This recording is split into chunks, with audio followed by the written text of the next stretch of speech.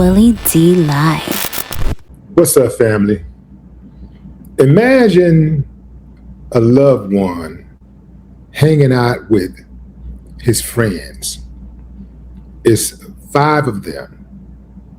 They all leave, everybody good, but only 4 come back. One is left floating in the Mississippi River in St. Paul, Minneapolis. Yeah, that's TJ Davis. TJ Davis had the misfortune of picking the wrong friends. Yeah, this is why mom and dad tells us early on, be very careful about the people you hang around. Be very careful. TJ situation is very similar to that of Nolan Wells. TJ was hanging out with his white buddies, and they were around a body of water. Something happened. TJ ended up dead. His friends, the police shows up, put him in the back seat, and then, ask a few questions. And instead of taking the witnesses to the police station, the police officer took them to one of the men's dad's house.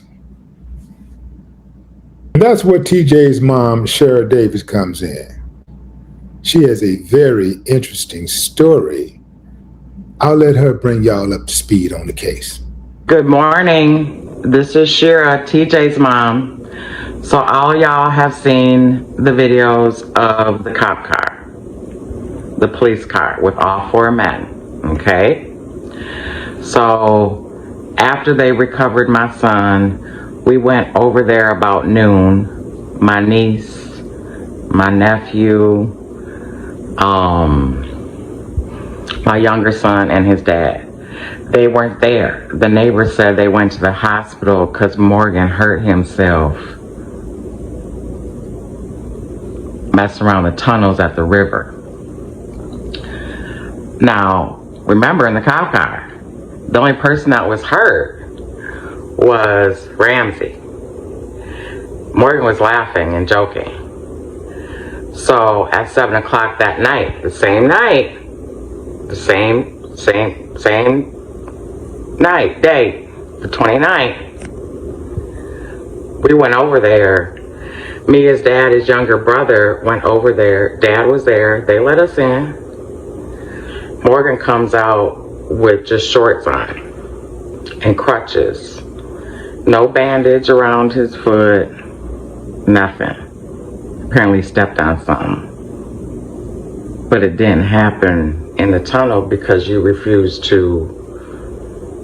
The EMTs asked you if you wanted to look you over, and you said no. You weren't complaining about your foot in the cop car. But when Morgan stood in front of me, he didn't look like he was crying. His eyes weren't bloodshot. He didn't look like he was crying at all. No marks on his pale body. None. And I'm very observant, and I looked up and down. No scratches, no bruises, no cuts, no scrapes, no nothing.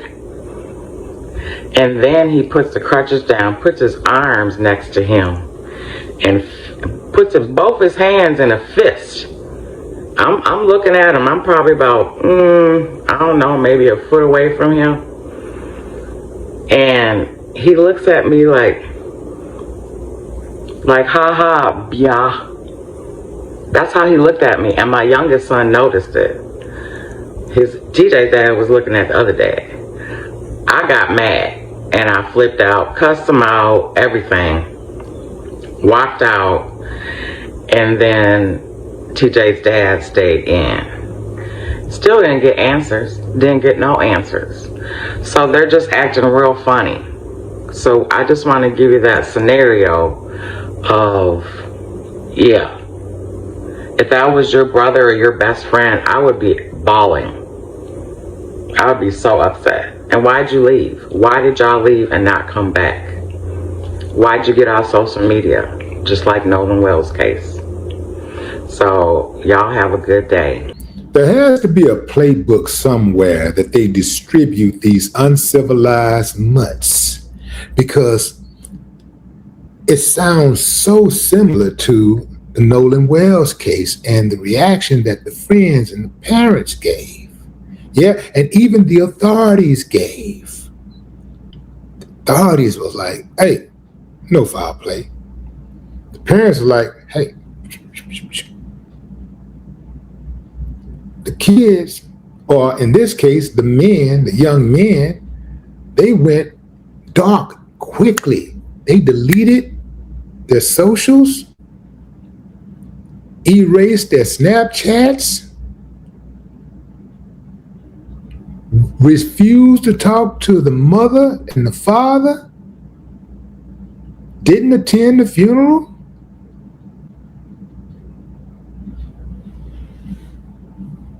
And in this case, we got video of these dudes immediately after the drowning. They're in the cop car, ha ha, laughing loud and cracking jokes. Does that sound like innocent people? But this is going to throw you off right here, fam. This one right here, this is going to really throw you for a loop. This will throw you for a loop right here. Imagine being a grieving mother. You're going through all of these range of emotions and you're trying to find answers. And the person who's tasked with helping you to find those answers tell you, after you call for an update, stop calling me. Yeah, now who would do such a thing? Well, this dude right here. That is, they call him Mighty Mike Martin. Yeah, fam. This dude right here, he got to be one of the worst human beings in civilization. Yeah, he told a grieving mother, stop calling me. Yeah. This is him right here, fam. I had to go see who this dude is. Like, what's his credentials? Like, how did he get hired to be a police officer? Because like in the United States of America, our police officers serve and protect. You know, our police officers look after us. We don't have to think about that Nazi Germany type stuff. You know, we got the best police officers in the world. There is no way possibly if there was a bad apple that the good apples wouldn't get rid of the bad apple, right? It's impossible. So I go and I find some information on this dude on LinkedIn. Right? That's Mike Martin, Undersheriff at Ramsey County Sheriff, right? At the Ramsey County Sheriff's Office, right? He's the Undersheriff, right? So here's a little something about Mike. I was appointed Undersheriff of the Ramsey County Sheriff's Office in January of 2019. Woo, fam, y'all brace yourself for all of these credentials, right? Brace yourself for all of these roles, all of these authoritative positions that he had, right? As Undersheriff of the Regional Services Division, I oversee the Violent Crime Enforcement Team, Gang and Drug Task Force, and HIDTA, the Special Investigations Unit, the Apprehension Unit, the East Metro Real-Time Information Center, the SWAT Team, Watch Commanders, and the Mobile Field Force. I spent 4 years as the Assistant Director of the University of Minnesota Department of Emergency Management after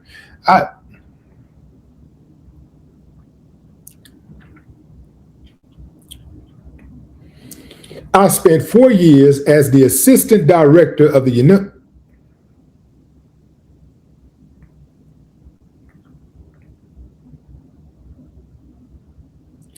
I spent 4 years as the assistant director of the University of Minnesota Department of Emergency Management after serving as a licensed police officer for 23 years. During this time, I rose in rank from being a police officer to being a civil service captain. A civil service captain telling a grieving mother, don't call me anymore. Stop calling me.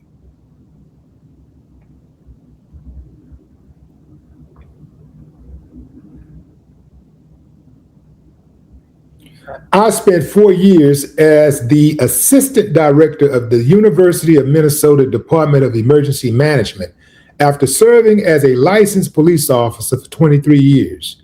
During this time, I rose in rank from being a police officer to being a civil service captain. A civil service captain. Talking to a grieving mother like that, telling a grieving mother, stop calling me.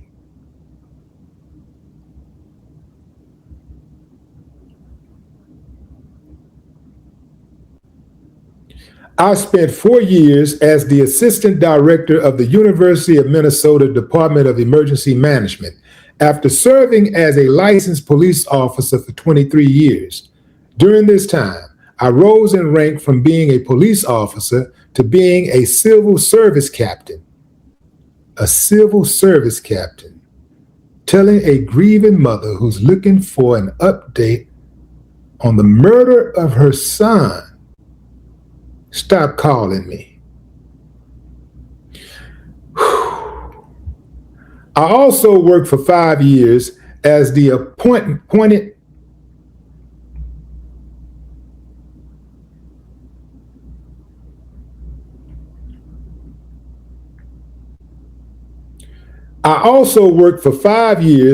appointed inspector commander of the Minneapolis Police Department's 4th Precinct. During my career, I had the opportunity to be awarded and recognized for my work as the investigative commander and acting incident commander for the 35th West Bridge collapse, for leading the MPD as the incident commander for the Northside tornado response, and for coordinating the response and recovery efforts of the MPD as the incident commander during the active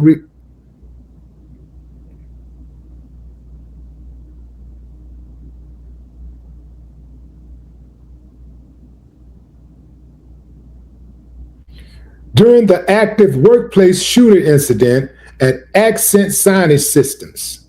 I have completed FEMA and DHS certifications for NMS and ICS.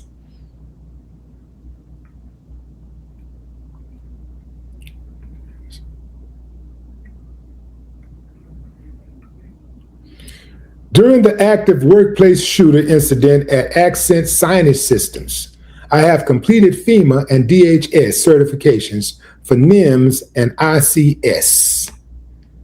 Let's look at the activity here. I was on, okay, so he's over there bragging on himself again.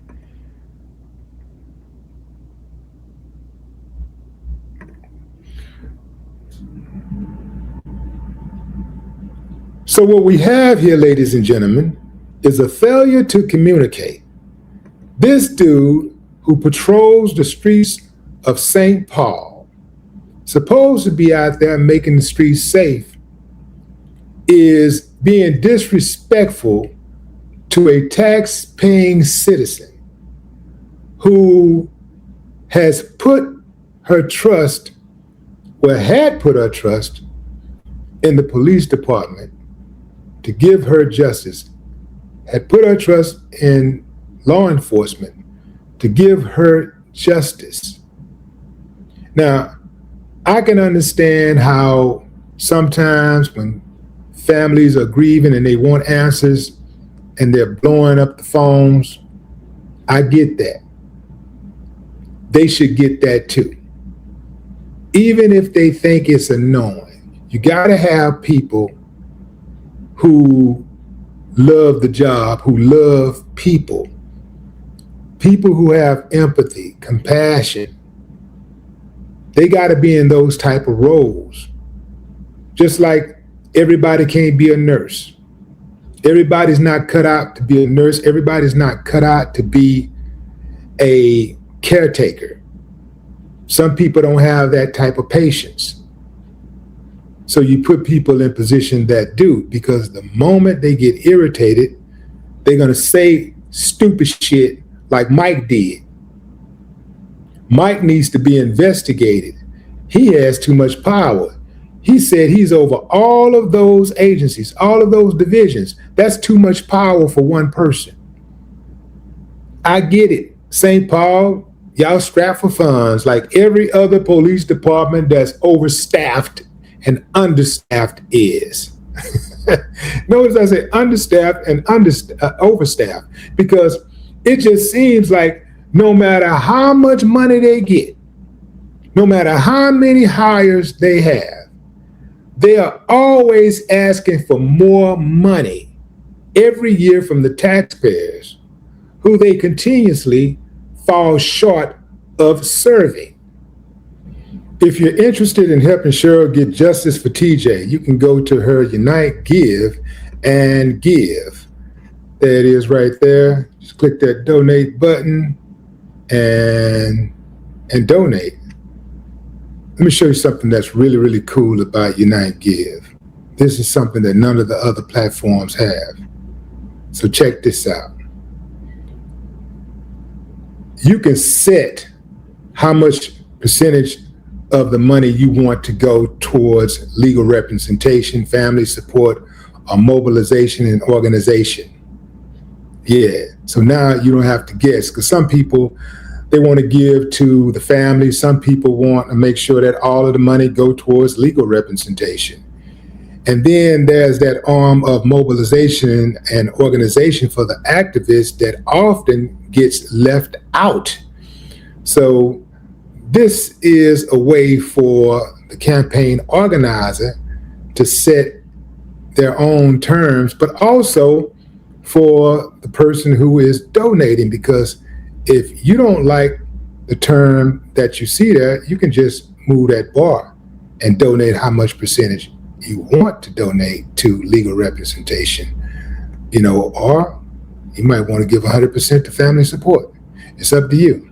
You did? So there it is, fam. And the reason why it's important to support these type of causes is because you never know when you're going to be in that situation, you or your loved ones.